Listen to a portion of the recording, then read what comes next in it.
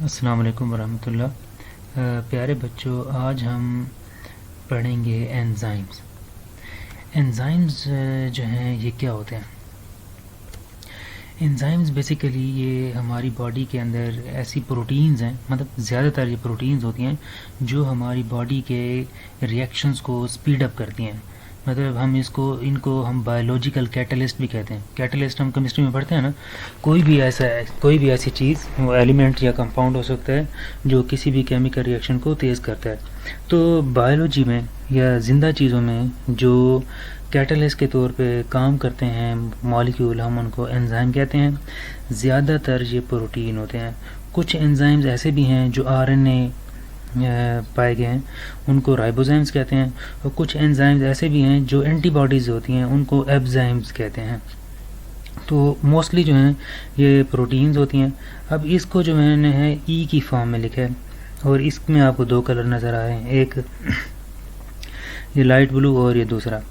اب یہ جو میجر پارٹ ہے یہ پروٹین کا بنا ہوتا ہے، ٹھیک ہے، اور یہ جو تھوڑا سا چھوٹا سا ایک حصہ ہوتا ہے وہ نان پروٹین پارٹ ہوتا ہے، اور اس کو ہم کو فیکٹر بھی کہتے ہیں، اور جو پروٹین پارٹ ہے اس کو ہم ایپو انزائم کہتے ہیں۔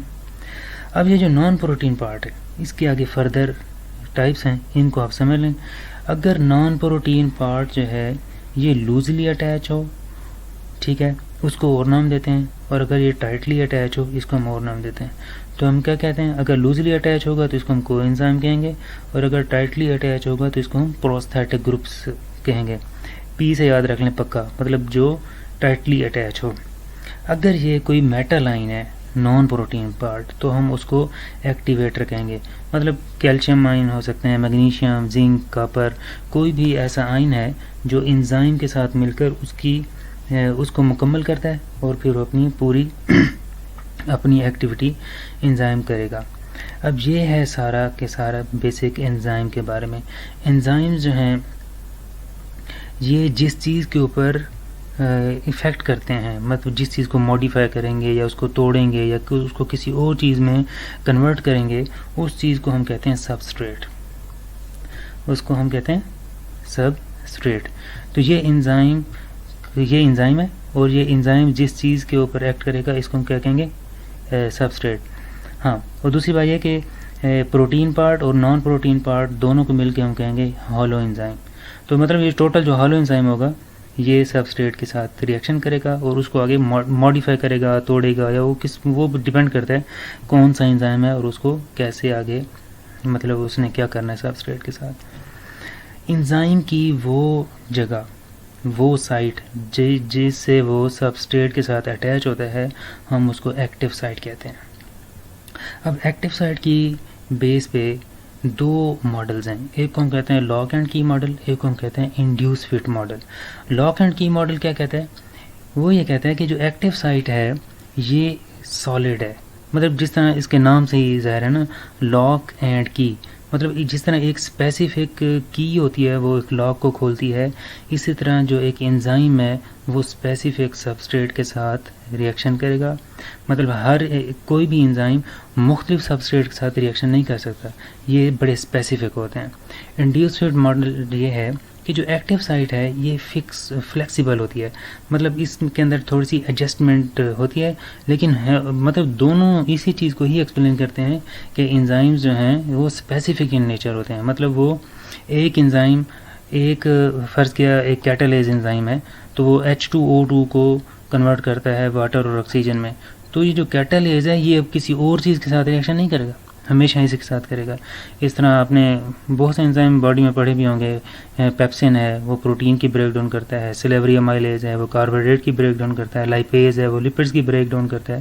تو ہر انزائم اپنی اسپیسیفک سبسٹریٹ کے ساتھ مل کر اس کے اوپر ایکشن کرے گا، اور اس کو کنورٹ کرنا ہے یا توڑنا ہے وہ توڑے گا۔ اب یہ جو سارے ہم انزائم پڑھ رہے ہیں یہ ہماری باڈی میں ہر جگہ پہ موجود ہوتے ہیں، مطلب ایک تو یہ ویسے ہمارے پلازما میں، سیرم میں بھی موجود ہیں، دوسرا یہ جو ہیں ہماری باڈی کے سیلز کے اندر موجود ہوتے ہیں، اور سیل کے بھی ڈیفرنٹ ہر کمپارٹمنٹ میں تقریباً رائبوس اس میں، مطلب مائٹوکونڈریا میں یا انڈوپلازم ریٹیکولم میں، ٹھیک. اور دوسرا یہ کہ ان کو ہم انٹرا سیلولر انزائمز کہتے ہیں. اور وہ انزائم جو سیل سے باہر ہوتے ہیں جس طرح پیپسن وغیرہ ہو گئے, ان کو ہم ایکسٹرا سیلولر انزائمز کہتے ہیں. کچھ ایسی چیزیں ہوتی ہیں جس کی وجہ سے انزائم کی ایکٹیویٹی جو ہے نا متاثر ہوتی ہے, ان کو ہم کہتے ہیں فیکٹرز افیکٹنگ انزائمیٹک ایکٹیویٹی. تو انزائمز جو ہیں یہ بڑے نازک ہوتے ہیں, بڑے سینسٹیو ہوتے ہیں, تو ان کی ایکٹیویٹی بھی اسی طرح متاثر ہوتی ہے مختلف چیزوں سے. کون کون سی چیزیں؟ ایک یہ متاثر ہوتے ہیں پی ایچ سے. پی ایچ کسے کہتے ہیں؟ تیزابیت یا اساسیت جس کو ہم کہتے ہیں, ایسیڈیٹی یا الکلینٹی, ہم اس کو negative log of hydrogen ion concentration سے بھی شو کرتے ہیں. مطلب جو 7 پوائنٹ ہے وہ نیوٹرل ہے, 7 سے نیچے ایسیڈک پی ایچ ہے, 7 سے اوپر الکلائن پی ایچ ہوتی ہے.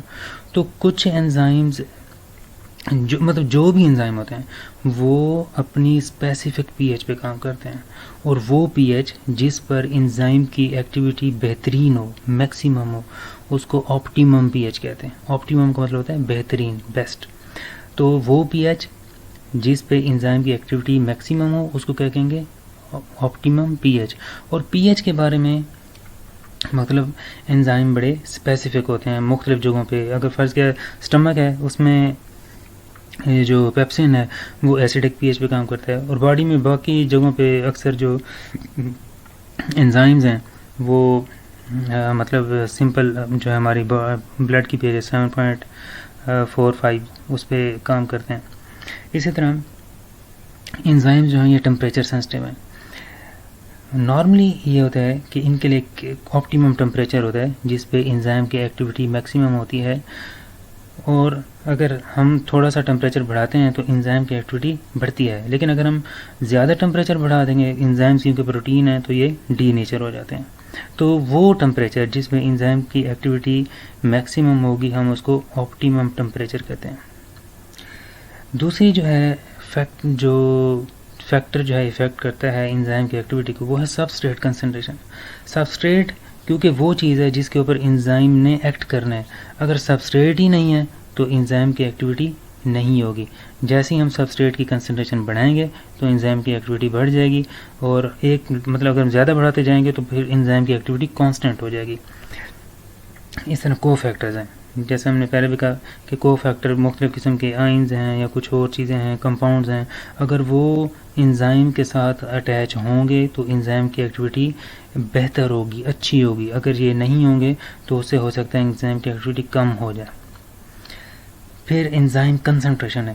اگر انزائم جو ہیں کنسنٹریشن میں زیادہ ہیں تو انزائم کی ایکٹیویٹی بھی زیادہ ہوگی. اگر انزائم کی کنسنٹریشن کم ہے تو اس کی ایکٹیویٹی بھی کم ہوگی. ایک اور چیز جو ہے انزائم کی ایکٹیویٹی پہ جو اثر انداز ہوتی ہے وہ ہے انہیبیٹر.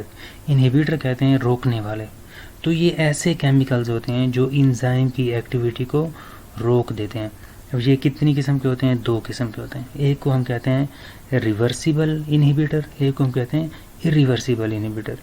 ایریورسیبل انہیبیٹر وہ ہوتے ہیں جو ایک دفعہ انزائم کو ڈیمیج کر دیں تو وہ مطلب انزائم اپنی ایکٹیویٹی بالکل لاس کر دیتا ہے, وہ پھر کسی کام کا نہیں رہتا. اور ایریورسیبل جو ریورسیبل ہیں وہ ہوتے ہیں جو ایک دفعہ اگر انزائم کی ایکٹیویٹی کو بلاک کرتے ہیں تو اس کے بعد وہ انزائم اپنی ایکٹیویٹی کو ریہیبلیٹیٹ کر سکتا ہے, مطلب اپنی ایکٹیویٹی کو واپس لا سکتا ہے. وہ جو ہیں کمپٹیٹیو انہیبیٹر ہیں اور نان کمپٹیٹیو انہیبیٹر ہیں.